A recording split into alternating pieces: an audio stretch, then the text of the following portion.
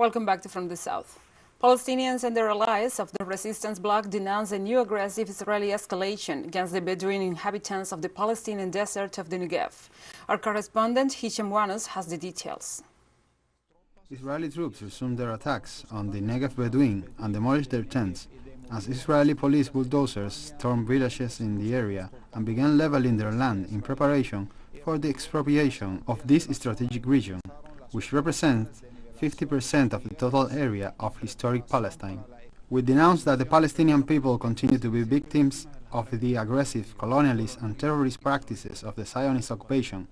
and in the face of this reality, our people stand firm and work for unity and joint action until the liberation of all occupied territories, including this strategic area in the south of the country, to recover our free, independent and sovereign Palestine. Bedouin villages, not recognized by the Israeli government, rose up in defense of their lands. However, the demonstrators were repressed with rubber bullets and tear gas, in addition to raids and arbitrary arrests that targeted more than 40 Palestinians, including women and children, a gross violation of human rights, as denounced by Palestinians and their allies. We support the trend of resistance adopted by the Palestinian resistance factions and all free peoples of the world, and on this basis we support all resistance actions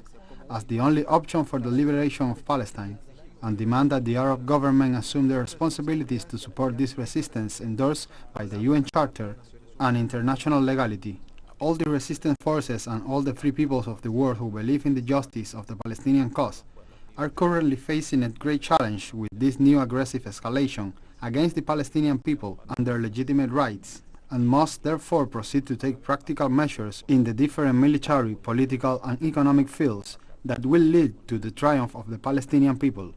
The Palestinian Negev Desert is an area of strategic importance for Tel Aviv and Washington due to its strategic position and natural resources, where in addition to stealing its underground springs of 11 billion cubic meters of water,